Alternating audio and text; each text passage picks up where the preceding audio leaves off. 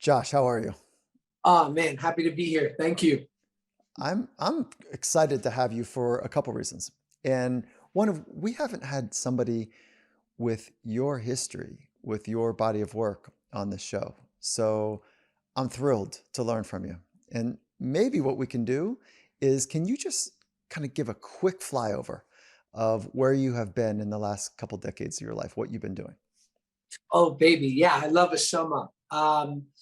Started acting when I was 8 years old, doing stand-up comedy all over New York. Turned into moving to California to be on my own TV show called Drake and Josh. That was one of the biggest kids shows for its run of six years.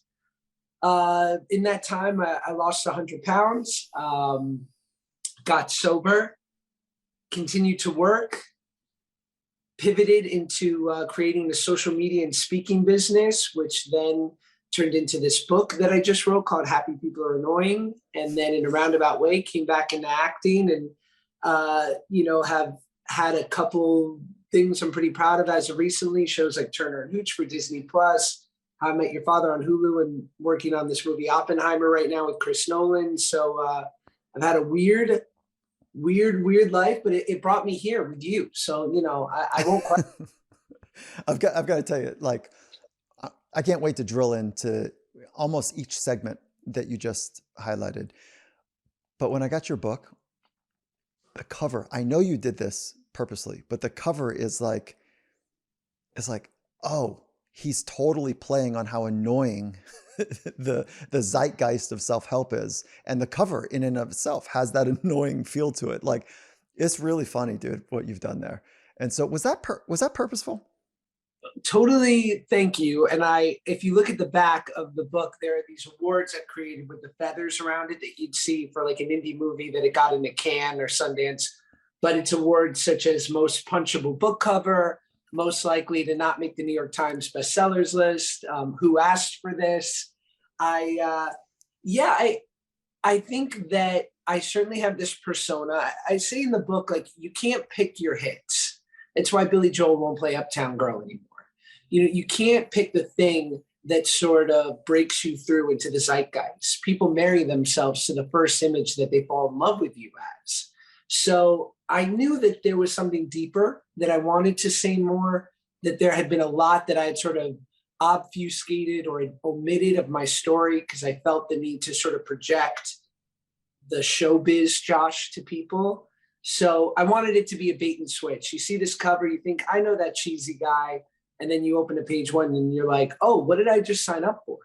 Yeah, that's exactly right. So here's the lead of why I wanted to have this conversation with you is because one, very few people grow up in the spotlight like you did. That being said, most of us recognize what it feels like to be in a spotlight. Now, your spotlight was national, international. And for many of us, it might be the dinner table spotlight, or it might be a boardroom spotlight. Whatever the spotlight is, we know what that feels like. And for some people, it's small, intimate conversations with new people that spotlight feels overwhelming. And we abandon ourselves in those experiences and we contort to be favored by the other. We change the way that we speak. We change the values propositions we have because we're looking to fit in more than we are to be authentically ourselves. Mm. But you did it while you were developing your identity and you did it on a national presence. So I'd love to just pause there and see how do you respond to just the beginnings of what we're talking about here? Gosh, that's so well described by you, and I know that to be true. It's funny. I have this acting teacher, and she talks a lot about sort of forward energy. She hates it. She thinks it's weak. There's a pleading to it, a people pleasing, this leaning in. I'm guilty of it right now, but it's just this idea that there's something so powerful and strong about being on your heels, having your shoulders back, taking a breath. I love when stand-ups say they get to a point where they're so comfortable in their act where they're okay with the silence. But it roots down to something even, at our most core level, which I think you're kind of getting at, is that am I enough? Am I, me at my base level without dressing it up, without, all my special skills, all the flourishes, all the great stories that I've accrued throughout my life? Am I enough in this situation, in this boardroom, at this meeting, or in front of 10,000 people? And I think we all wrestle with that. Was there a moment where it came crashing down on you when you knew that you were, leading with a persona that was not durable or sturdy enough because it wasn't authentic? Do you have any moments that come to mind for you that you're like, yeah, okay, this was pretty brutal? Well, I think there's so many moments, but specifically, I remember, and I'm sort of jumping ahead, but I sort of become famous as this 300-pound funny fat guy in this kids' television show. And while I'm incredibly grateful to have this very specific and unique experience, there are two things that are haunting me, which is A, I don't want to be overweight. I don't want to become known as this guy. I don't want to be famous in this body. And I also don't want to be the kid actor because I know that for every, Zendaya, there are thousands of kid actors who perpetuate the stigma that we have, the stereotype of like, they're going to crash and burn, they'll rise quick and flame out. And so I wound up losing 100 pounds. I wind up getting some roles as an adult and like becoming very close to being respected now as an adult actor, which is so rare for someone like me. And I booked this gigantic movie, which is a remake of the movie Red Dawn, because there's so many great ideas in Hollywood that, we love a reboot. I've been in 5 this year. I'm not above it. But and I remember suddenly I was sort of faced with this idea of like, I got everything I thought I wanted. And now I just had to I had to fake it till I make it. I had to present this idea of what I thought an alpha male was. And I'm playing Chris Hemsworth's brother in the movie, and maybe I need to be him. And I say in the book, my imposter syndrome became so severe that I allowed it to turn me into a fraud because it just perpetuated everything fraudulent about me. And I completely deviated from anything that had ever worked, any of my natural sparkle. And in trying to project what I thought the world wanted, what I thought I wanted, I had one of my biggest face plants of record. So, and I just wanted to say one extra thing, my life, most of my life, for 20 years, I've been going into auditions, singing for my suit. And I think one big pivot or inclination or sort of like this moment which changed auditioning for me was I used to go into an audition and perform in a way that I believed they wanted the character to be, what I thought would make them happy, what I thought they had in mind. Until I realized, and Vince Gilligan, the creator of Breaking Bad, said this. He said, when we create a role or a character, when I write something in my head, I've created a problem and I need the actor to solve that for me. So in many cases, we don't actually know what we want. We want you to come in and have a very specific take on it. Maybe it'll be right, maybe it'll be wrong, but don't try to read our minds because in many cases, we don't know. And it wasn't until I had the guts to say, I have a take on this. I've had enough experience where maybe my take will be right, maybe it'll be wrong, but it's a value. And it's all I can bring to it is my unique set of abilities. It wasn't until then that I truly started to feel free in auditions. All right. So that is materially important for all of us, which is if I play back what I heard is that I was going into a situation, your situation in particular is an audition, but I was going in trying to contort, I'm going to use that word again, to be fine, for them to find me favorable, as opposed to me walking in being like, listen, I know how I want to do this and have it work from the inside out rather than from the outside in. And so can you talk about how have you come to understand working from the inside out? I think there's a couple qualifications that I have to make in what I'm doing. And I'll keep it just in a professional sense, let's say. Whereas I need to not feel rusty, because as an actor, like we are the instrument. It's a corny thing to say, but I love Aaron Sorkin has that quote of, last night's meal won't keep you fed. And a great lie I told myself for a very long time was I was once great. Once in my life, I was able, there were times where I could summon the alchemy that it took to be great. So maybe if all the things align, this will happen too. Instead of realizing that acting, like everything else, even though it is creative and artistic and does sort of exist on a level that it's not exactly ones and zeros. There are fundamentals, there's preparation, you do the work required, and then you give it your best shot and hope that things align. So for me, it's about knowing that I'm doing the maintenance on myself to keep me ready. And that means acting class, it means living an interesting life and continue to consume source material, going out and living a full life with real people.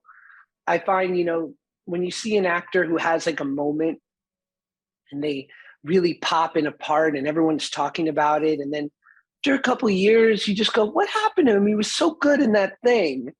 And, privately, I always think in my head, I'm like, I bet he's been at Chateau Marmont too much. Like, I bet you he's been at too many industry parties and around too many one percenters and has, but he's not playing that in movies. You're not playing agents and managers and people who get free dinners, right? You're playing blue collar, real people with real jobs and real problems. And how can you ever hope to do that if you're never having interaction with those types? Hmm. So I think that's really the two most important things is knowing my preparation is sound and also feeling like I'm living an interesting life.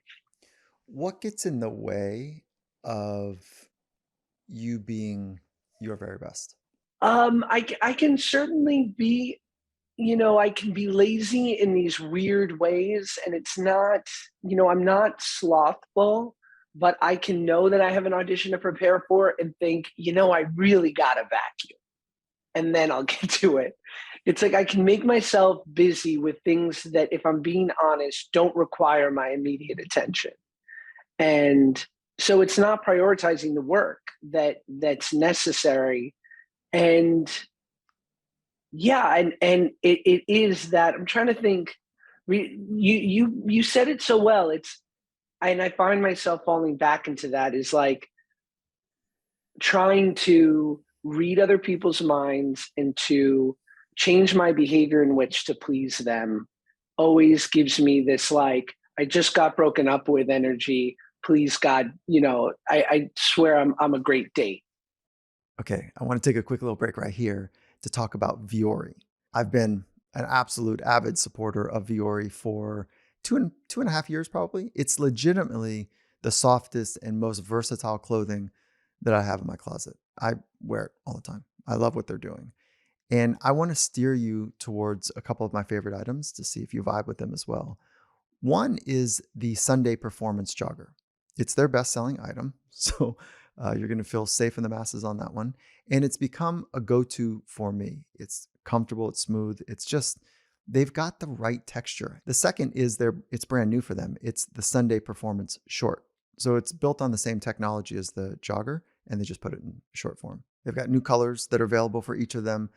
I highly recommend you check them out. So Viori is offering us an amazing deal. It's 20% off your first purchase. If you're looking to add something to your wardrobe right now, I want to encourage you to go check these guys out.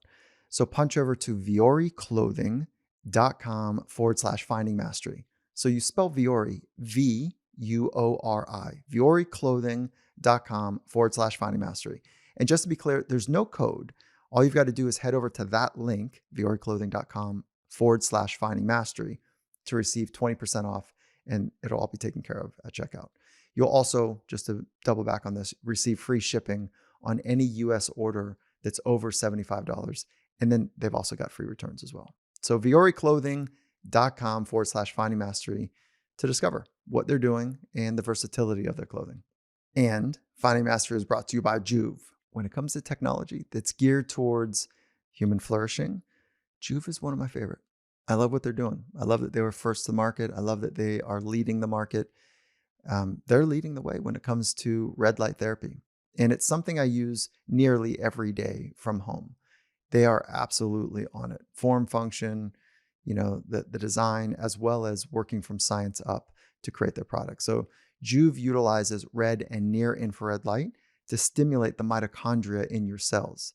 And the whole idea there is to help you produce more core energy. And in return, you'll hopefully see a boost in performance and recovery as well. And that's the bet that I'm laying when I use it. There's been some really interesting research where red and near infrared light are involved in supporting mental acuity, enhancing sleep, skin, and there's a lot of other benefits as well. The impact that I know when I use it is that, one, it's enjoyable. Like, it feels good. There's no strain or effort. You just basically stand in front of a light. And then I stack that with mindfulness training or breathing training. So anyways, you can learn more about the benefits of light therapy and Juve's next generation of devices at joovv.com/finding mastery. You spell that JOOVV.com/finding mastery. And you'll also get access to an exclusive discount when you head to that link. So with that, I hope you enjoy what Juve's doing, and let's jump right back into our conversation. Let's parse those out, because I think that second one is such a powerful common thread that unless addressed, unless felt the pain of that we end up riding that for too much of our lives. But on the first part, which is, the busyness, I'll actually add a texture to it, is that, Yeah. let's say you've got audition prep that you need to get to, but you're vacuuming, that it is not uncommon to have a non-taxing event or set of activities to be able to almost muse a little bit, not even really thinking about later, but it's just kind of literally, it's physically organizing your life, whether it's your desk or vacuum or whatever, that allows you to escape into what's called the theta brainwave, which is something pretty mundane, kind of like an ADD type of dullness to it. And once you're done with that, literally your space is a little bit more inviting or nicer, and it feels like you have maybe been putting off something, but you've actually relaxed and down regulated your brain so that you can fire up with high intensity to do the thing. And then the other piece is that it also compresses time so that it forces you, procrastination is a forcing function, to have some adrenaline, to have some deep focus. And that's why people say, well, I do my best work when it's crunch time. Well, it's because your brain is now gone from a theta, which is that dull kind of state out, like the TV watching state that we all are familiar with, into a beta alpha. And these are all brain waves, specific waves, where it's like high alert, deep focus, and a sense of calm. And if you can find that, it feels magical. But I bet one of your practices is to vacuum or clean the desk or clean your shower, or and if you just flip that little narrative from, oh, I'm being lazy, to, oh, okay, well, this is what I do, this is part of my process. And do you find the procrastination, the time crunch thing is also part of, like, have you heard of, like, I think it's Parkinson's Principle, about that work sort of expands or minimizes within the time that you give it. So it's like why deadlines are so important. Because if you give yourself a month, it'll take a month. But if you give yourself a week, somehow you'll figure it out. Yeah, I haven't heard Parkinson's Principle, but that principle that you just described, yeah, it's good. And so much so that DARPA, one of the super innovative military organizations, they would purposely create artificial time constraints to solve like a world problem. And they're like, listen, let's solve A, B, and C, or let's solve A within 6 weeks. And you put a bunch of really bright people in a room and they're like, 6 weeks, Jesus, how are we going to do that? Well, okay, we're just going to have to go to work. And so it forces you to get right to the post vacuuming intensity that comes after the procrastination. So yeah, I think there's something to it. And all that being said, it's like the bigger part is like, when you're at your best, do you feel calm and highly focused, or is it more erratic focus, or is it more mellow focus? Like, what is the energetic state when you're at your best? I don't, the thing about when I really know that I've done the work is that it's there's a trudging energy to it. It's not, because it's not mysterious anymore. Like, I know what happens when I do the correct work. I know how it should feel. And I basically, if I really do that work and I just slog through it, and specifically, and it's the easiest for me is to apply it to acting, because it's sort of like my first discipline is when I'm really asking myself the questions for every part of a script, because some things will just come naturally, like in anything, right? You're just like, I know how to do this. This is very intuitive. And then it'll present itself. There'll be a turn in the script. There'll be something where I'll go, ooh, that's interesting. And did I do the not sexy work, which is like, should I read the script one more time? Because I bet you that if this is good writing, they've given me a clue somewhere in this blueprint to figure out how to deliver this line, which right now seems a mystery to me. Or if I'm playing a real person, what don't I know about this? Like, for instance, right now I'm playing this, and I have an incredibly small part, but it's in this big fancy movie, and I'm playing this physicist in the 40s, which couldn't be any further from me, a no good actor in Hollywood who's a millennial. But Yeah. I I love the self-talk here. Yeah, right. Okay, good. we'll have plenty to dig in on. Yeah, But right, good. Yeah. I think about this guy and I'm like, okay, well, he was in his 30s and he gets brought to New Mexico, and he's from the East Coast, and he brought his family with him, but like, and he's got this high calling, right? Like his country is calling on him to help win the war. And he's probably feeling very virtuous while also being like, I want to be with my kid. I want to be home. Like, my wife's mad at me because I'm sitting with Oppenheimer for 15 hours a day. Like, and suddenly there's like these human connections where I'm like, I know that. I'll never know what it is to understand atomic theory, but I know that kind of emotion, and I know this. But that only comes, like, I've literally read the script 10 times and watched a bunch of documentaries, and it's just like time in. Did I spend enough time with it where I could make those conclusions? And they just don't usually happen rapidly in my experience. Okay. All right. Part of the process. I get it. That's your training, so that you can metabolize all of the different bits of information and make it something that feels uniquely aligned with that person and who you are. Does that sound close? Yes. Okay. And so that's the answer to the question of working from the inside out. And then I think it feels like when you put that preparation in, you get to speak to yourself a certain way. Yes. Okay. It's not that I am a no good millennial actor, right? Like what does it feel like, or what does it sound like when you are speaking well to yourself? It's just it's very clear. You couldn't have done any more. You've worked to the best of your ability and your capacity. And if something doesn't work out from here on, it was outside of your control. Okay. Now take that and then this inner narrative, inner dialogue, and go all the way back to when you wanted to lose 100 pounds. Mm. What age were you? And then what were you saying to yourself about yourself before you were about to lose weight?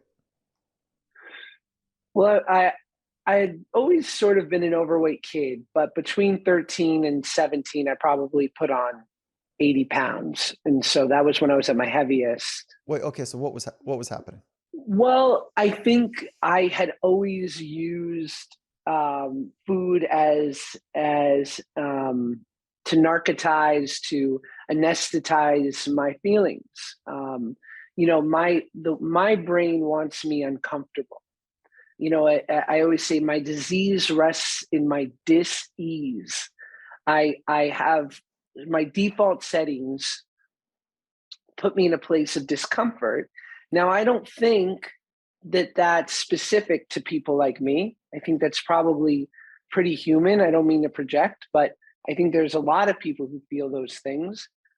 I happen to have found these things originally with food, and then with drugs and alcohol, where they forced me to a place where I had to deal with it. I had no choice but to deal with it, because my life, whether it was that I was getting so overweight where it was becoming incredibly unhealthy, and then eventually sort of the trappings that come with the other stuff. Hold up, but let's do this. Let's go back. Let's go to the inner narrative. Sounds like it was an addiction to food, and you had difficult emotions that you didn't know how to work with. So you were numbing it with dopamine and food and kind of the feeling of satiation. Okay. Yeah. So what was going on? Like, what were the difficult feelings? What was the stuff that was so hard to deal with for you? I think deeply insecure, but school constantly teased. This is at a time where there was really no sort of body positivity. It was open season to talk about people and their weight. I think in a weird way, people thought that if they shamed you, they might wake you up into losing weight. Like maybe he doesn't know he's so big. That's right. And so, yeah, I think it was deeply insecure. And then, I have this incredible mother who's this, tigress, and gave me so many of the things that a child needs. And yet, there was a lot of financial insecurity, and only having one parent, that I think, that level of instability weighed heavily on me. Okay. High stress, right? From single parent. Money was a challenge, but I still don't understand. And I'm not trying to be dense or rude about it, but I'm not understanding what was the hard part before you put on the weight. I was always heavy. Oh, you were always. I thought you put on 80 pounds between a 2-year period. I did through a 4-year period, but that was just environmental. I was older. I had more. I think it was expedited that now I was on television, so I was becoming more public. So there was added stress, and I had more access to just eating the way I wanted to. Gotcha. Okay, so there was the underlying stressors that were taking place. You already were overweight, and then when you had more access, you really got high with food. Yeah, I mean, Yeah, you work right. on a Yeah. TV show. It's a nice snack table. Yeah, no, same in sport. Like in elite sport, like the buffet line is ridiculous. You Oh watch my people walk away. gosh. It's like, what? Hold on, it's not going out of style here. Like it's gluttonous in I many watched cases. It's I watched that show 24/7. I love it. Or Hard Knocks hard on knocks. Yeah, HBO, and gosh, when you see those team meetings, it's like, they're going, I mean, these guys drinking Gatorades, I'm always so jealous. I'm like, the problem is I should have been born a Samoan offensive lineman, and I would have had the perfect the physique. environment would have supported. Yeah. Okay. Exactly. The habit. Okay. All right. So did you take on? Oftentimes, people that are in single parent families, they try to take on the role of the other. And so, did you take on the role of dad? I don't know if dad is the right word, or just like I say in the book that my mom and I were like a startup. My friends who had traditional family systems, it was like the parents were upper management and the kids were the lower employees. And with my mom and I, we were like a startup. We had to constantly pivot. Yeah, that's very cool. All right. So there's a different relationship with you and your mom that you saw other kids have.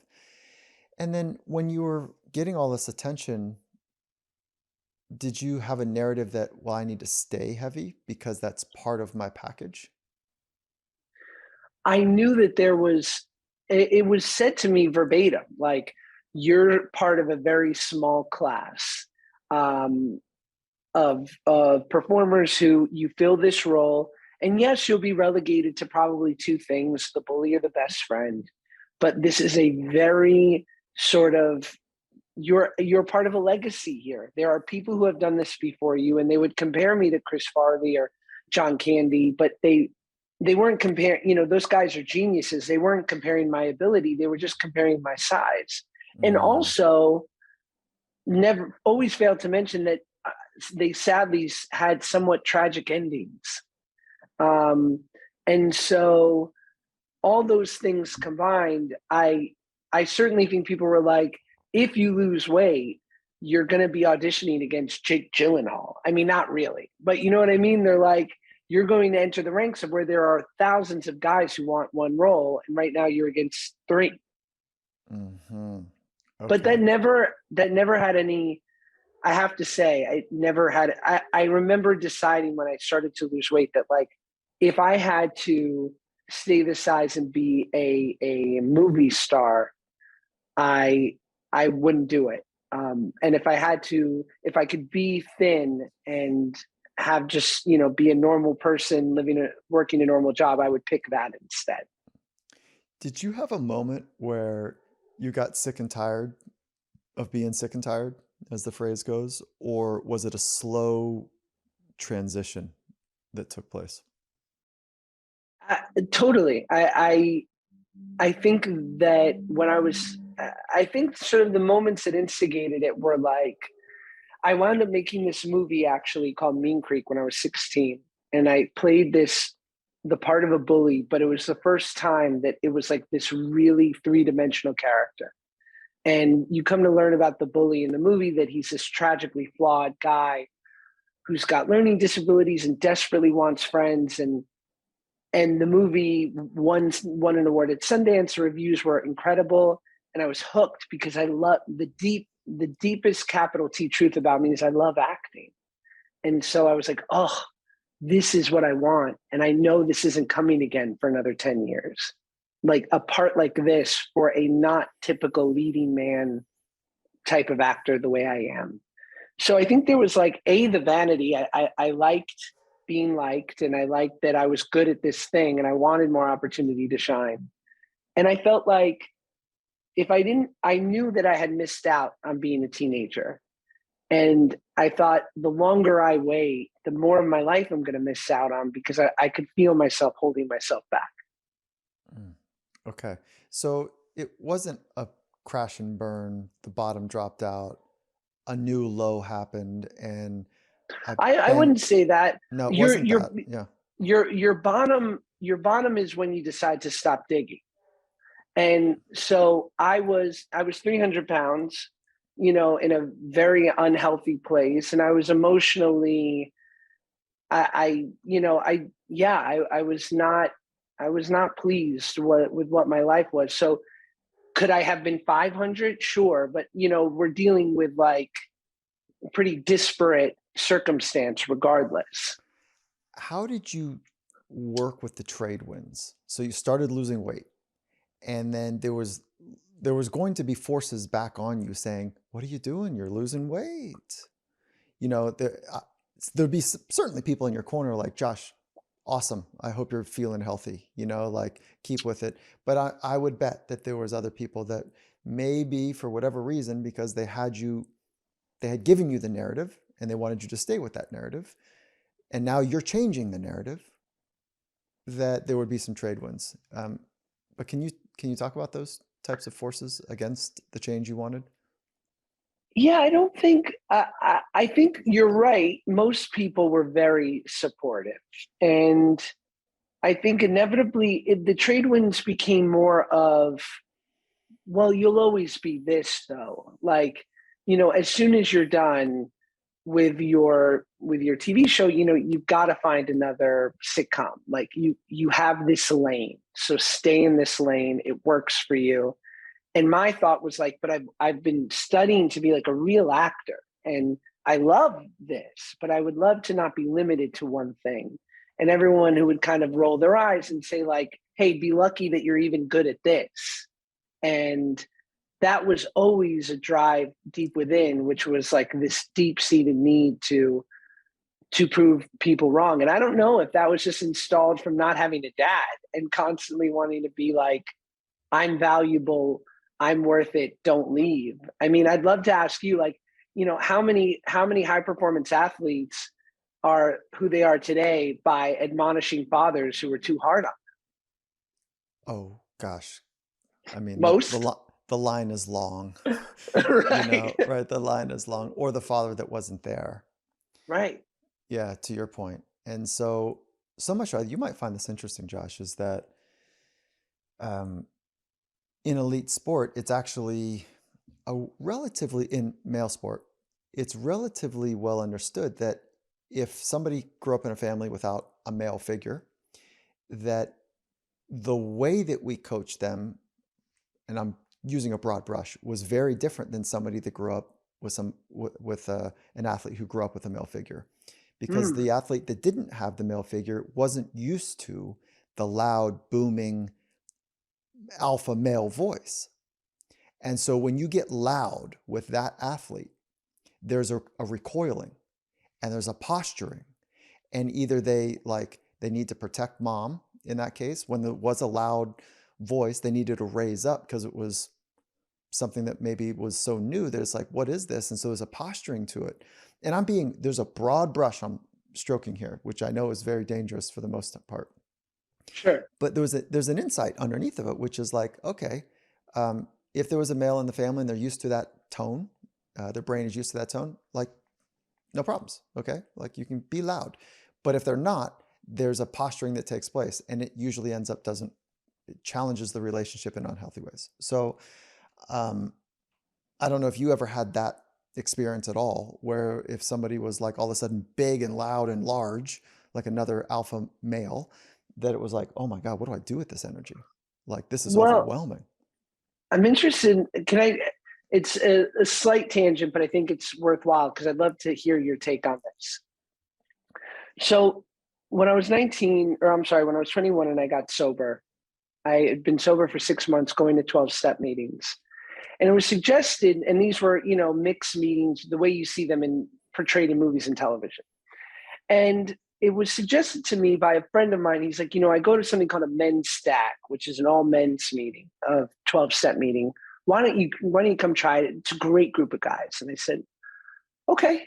And I wound up going, and anything all male to this point really turned me off. I just felt like it was a testosterone fest, and it was just like a lot of people posturing for position.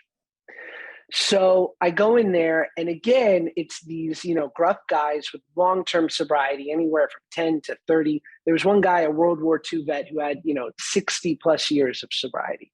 And these were tough guys. And this wasn't the kind of meeting where they wanted you to cry on their shoulder.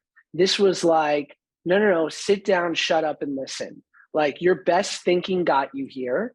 So you're going to be quiet and you're going to listen to guys who've walked the path before you. And it wasn't like a hierarchy. It's just like, we were there. So let us share with you how we walked through it and stayed sober doing it.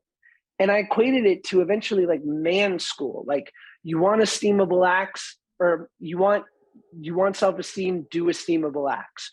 Do the right thing and don't get caught doing it. Restraint of pen and tongue, surrender, acceptance, gratitude, all these tenets, these things that, I have a great mom. Of course I learned this. I knew how to be a slightly respectable member of society. And yet it was like finishing school. It was like rearing. There was always a guy, we would laugh, who would somehow get your phone number. And then he would call you when he would like call the new guys who were new to the meeting. And if you didn't call him back, he'd corner you at the meeting and go, a man calls someone back. And I found I loved it because, again, I was like, oh, if this is what being, in quotes, a man is, I'm learning. Like, this is what I was attracted to it. And I found that the men, to your point, who had a healthier, or maybe not healthy, a traditional mother-father figure, they'd usually drop out. They'd be like, I don't need this. I'm going to go to a different kind of meeting. This isn't for me. I have a dad, and so it's interesting, like, because it was very attractive to me. Maybe the first meeting I was a bit scared and put off, but I couldn't stop going back because I was like, oh, I've needed sort of patriarchs like this. Okay, so let's pause right here to talk about Inside Tracker. So what they do is they cut through the noise by analyzing your blood, DNA, lifestyle, and fitness trackers to provide you with very personalized, science-backed, trackable action plans on how you can live and age and perform better in life. And that's my favorite part. They don't just give you data and say, okay, here's some general ideas of why data like that would be interesting, which that's the easiest thing that they could do. But they don't do that. They take it a step further and they provide you with nutrition and lifestyle actionable steps that you can take to live well. And if you missed our Finding Mastery conversation with Inside Tracker's founder and chief science officer, Dr. Gil Blander, I hope you'll check that out. There's a lot of rich information about health span and lifespan. And we dive into different strategies for living a longer, healthier, higher quality of life. So for a limited time, Inside Tracker is offering us 20% off their entire store. So if you're interested, this is a great opportunity to check out what they're doing to get started. And so all you got to do is punch over to insidetracker.com/finding mastery. Inside Tracker, it's spelled just like it sounds. Inside, INSIDE, Tracker, TRACKER. Insidetracker.com/finding mastery for 20% off. And Finding Mastery is brought to you by Athletic Greens.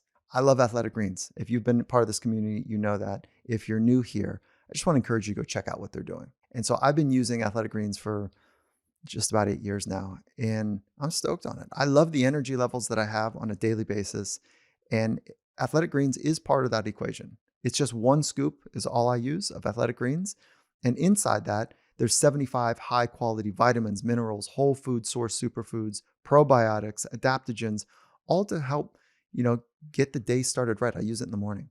So their special blend of ingredients are designed to support gut health, nervous system, immune system, energy, recovery, focus. They're thinking about aging in some of their vitamins and minerals that they've put together as well. So right now, I think it's a great time to invest in your immune system for obvious reasons. And so there's no need for a million different pills and supplements to look after your health. Athletic Greens is making it super simple. It's one scoop and then free 1-year supply that they're offering us for vitamin D. And they're also throwing in 5 free travel packs with your first purchase. So just punch over to athleticgreens.com/finding mastery. Again, it's athleticgreens.com/finding mastery. And with that, let's jump right back into our conversation. That's really cool because what you're describing is something that in the Western society, let's just talk about the United States here, is that our rites of passage to adulthood, man and woman, and for men, is compromised. It's not clear as it once was. And so this rite of passage of becoming a man is socially almost even at some point taboo to even think about. Like, what do you mean? Because the older, let's call it 1990, 2000, even older, like definition of being a man definitely has some upgrading to do. And I would love for you to just say, like, how do you think about being a man? Like, what does it mean to be a man to you? Well, I've been really lucky to have some, male figures in my life. One of them is a big brother that I've had from the Jewish Big Brothers Foundation since I was 8, but he's been in my life for almost 30 years. Dan, he was the best man at my wedding. And, and also my father-in-law, they're two men who it's a good life as a result of good living, that they are witness to their bad behavior, that it's not about karma anymore, right? Like, I cannot live with impunity anymore because I'm awake. And so it's not about getting away with a lie or a cheat or a steal. Like, yeah, maybe no one's gonna find me guilty, but I know I'm witness to my misdeeds, and I'm not willing to sacrifice my mental state, my level of contentment to get a little bit further faster. And and I think like alphas got a bad name for a while, and we started embracing this idea of the beta male. I think that's so wrong. I think a natural alpha are the ones who care about the group and lead with a quietness to them that you don't even know they're leading. And I always say this about my father-in-law, of one of the millions of things that I respect about him. At a family dinner, if it's like banquet style and we're all getting plates and filling our plate, he always eats last. everyone eats before my father-in-law. And it's just a thing about him. And that kind of is a metaphor for his life. He takes care of the group. That's really cool. My father-in-law, same thing. Yeah. Yeah, and I don't even bother. It's like it's a moment of deference too. Like, like I'm going to go before you. I love how you're redefining alpha, which is this idea of people won't follow if the best interest of the masses or even the individual isn't considered. And so you can scare people for some sort of time into following, but as soon as they get the chance, they're trying to leave. Mm, So from your definition, the alpha understands from a benevolent standpoint, the benefit of the group, and then working to create a rising tide, for everybody. When you're in the presence of an alpha, you know it. mm. And if you don't know it, maybe you are it, I don't know. But when there's an alpha in the room, it's like, oh, okay. And there is something to be said about somebody who can yield that much internal power. The shortcut is 6'9", 265 pounds, 6% body fat, like looks like the absolute, warrior of a human. But they're not always alphas.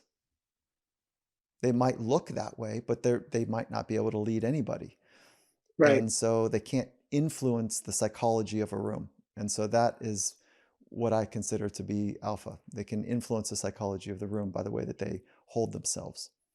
And you can be 5'0" and hold the psychology of a room and completely shapeshift it. And all that being said is when I'm in female sport environments and they have their unique way of doing things as well, who the alpha is.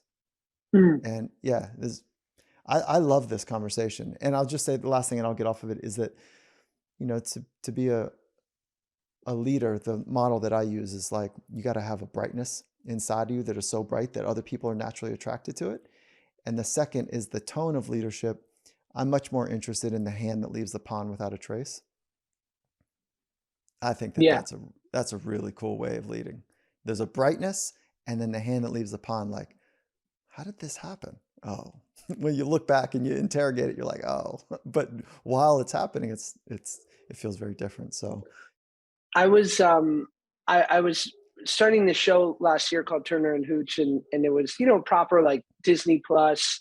I had been the lead of things before, but never like with a really healthy budget. And when you're the number one on a call sheet, it is a leadership role, because if you're having a bad day, everyone's having a bad day. And I remember asking my father-in-law for advice, because he was a quarterback in the NFL for many years and is a natural sort of leader, if he had any advice. And he said, just make sure that you make the wins everyone's and the losses your own. And I just, it was so simple, but, this idea, because I'm constantly, it's sickening when you get on a set and you see the way that people placate to the number one on a call sheet. And like, they just want to keep them happy. And if it's like, you can be constantly spreading that out and not assigning blame, even if someone else, if someone else messes up, it's like, well, where can you pick up some of that to lighten the load on them? Because they're having a totally different experience to you. I was part of the Red Bull Stratus program. And one of I think he was 4-star, older, kind of crusty, seen it, been there, understands leadership at scale, passes a note to one of the performance directors of the program and it says, success that is not shared is a failure. Mm. Like, yeah, there we go. Look at that. So And then good. what you just described is actually the opposite of narcissism. So narcissists, they suck all of the success out of it, that it's theirs. And when there's failure or mistakes or something, they quickly turn the gaze on blaming other people. So what you are working from is a non-narcissistic approach. Yeah, it's super helpful. And I love watching, I love watching people who just are able to sort of take the group together, and they don't need to. I've seen plenty of leads or people in a position where they create a problem so they can solve it. And because they want everyone to see how crafty they are. And it's like, there's not an issue. We all just want to go home a little early. Like, you're awesome. Yeah, right. Yeah, and you're okay. Like sending that Yeah. message is really important. All right. So when did you start to notice that adults treated you differently? So this is back to childhood again. Was there a point in your life where you're like, wait a minute, this is like adults are treating me differently than they're treating other kids? And what ends up happening is those kids, you, whatever the age it was, I can help dial in a little bit more, um, start to wear too big of shoes, too big of, Mm. pants, because you don't really fit from a developmental standpoint to be able to run adults. And so I'm wondering if you started to notice that at any particular age. Well, I think, at a young age, really young, and I don't know if it was real or just perceived. I think it was both, right? And my wife gets mad at me about this, where still to this day, sometimes I'll get annoyed and feel like that person's disrespecting me. And she'll say, you're taking it too personal. You might have been in sort of um, in the splash zone of their bad behavior, but it wasn't so directed. It's not that personal. And so as a kid, a lot of people were treating me in the way that you treat kids.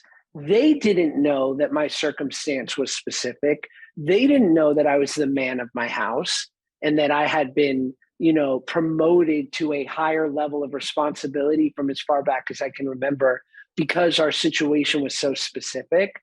So it took a really long time for me to realize that on one level, yeah, I used to hate it. I would hate when people would treat me like a kid or feel like I was being pandered to. But inevitably, I think most of the time, it was just people who were clueless of my situation. What are you trying to solve now in your life? You've got this really large platform. You've got a community of people that want to be part of your community. What are you trying to solve?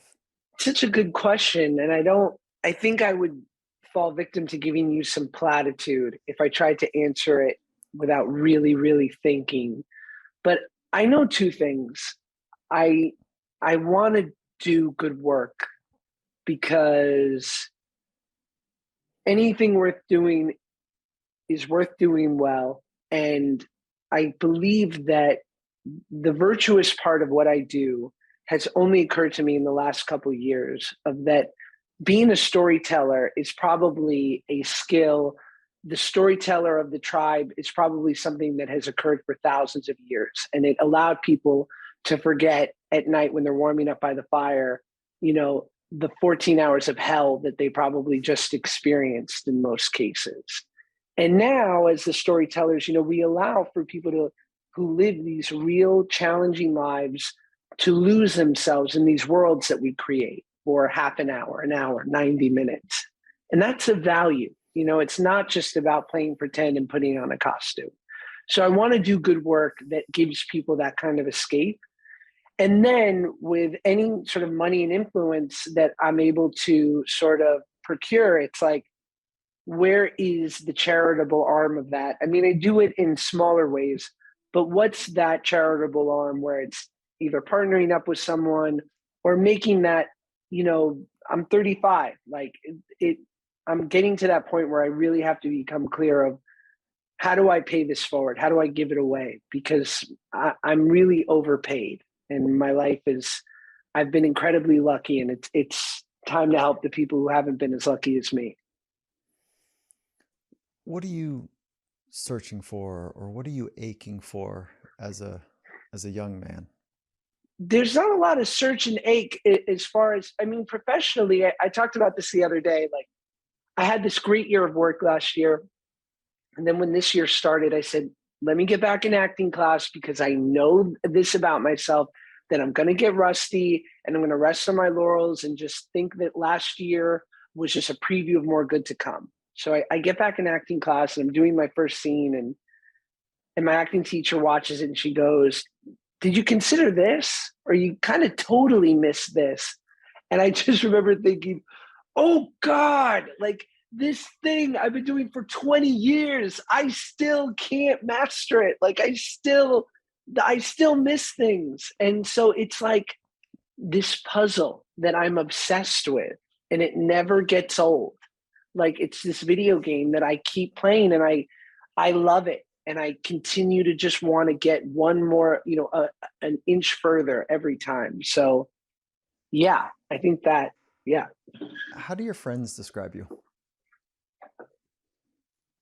How's Good. your wife describe you?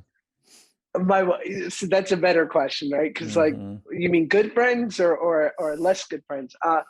My wife, I think she would describe me as like a good man, good dad, good husband, neurotic, needs to be himself more, but sweet, kind, and funny. Is there a moment that stands out in your life that like really captures, you know, you? You're like, this moment just it just resonates deeply in my life. They're like the classic ones of my kid being born, and like I think those are perhaps like slightly easy, but yeah, I don't know. I think the moment where I told my mom that my wife was pregnant, and it was just her and I at lunch, and I think it was her birthday coming up, and so I got her a birthday card, but like that a grandkid would get their grandma, and I put the ultrasound picture in there, and I kind of wrote it from, and she like couldn't. I wrote it from my son, who my wife was only 3 months pregnant then, and she didn't get it for like the first 30 seconds, but when it like sunk in, it just was like, because I just I am my mom's son, and I know what she had to fight to make this life for me, and now that I'm getting to give an even better life to my kid, it was like our work had paid off. Very cool. Very cool. How do you finish this thought? It all comes down to um Work. hmm, it, Life is work, and it's good, bad, but it's work, and it's yeah. I'm not a big I don't know what this idea of like enjoying is. It's like I enjoy the work, and I think work comes in all forms, but I think you have to continue to keep growing and keep moving and keep challenging yourself. very cool. I am.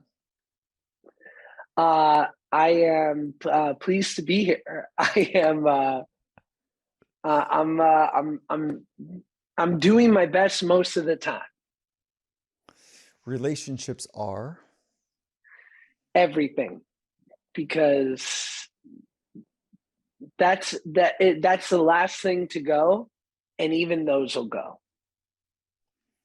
The real struggle is. Uh, Between you and you are the fish you're trying to catch. You're the good news and the bad news is that you're the love of your life. You're everything you've been searching for. The fork in the road for me was. The fork in the road for me was, oh boy, this is a good one too. I think it was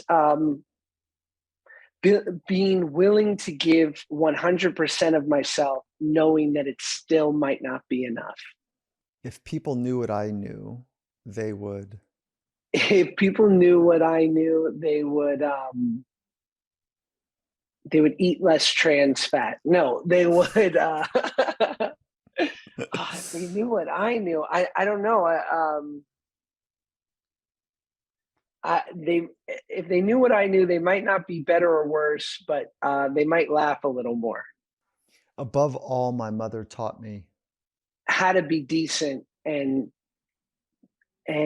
how to hold yourself to a higher standard. Above all, my wife has taught me. That family doesn't leave. My son has taught me. Help your fellow's boat to the other side, and yours too will cross.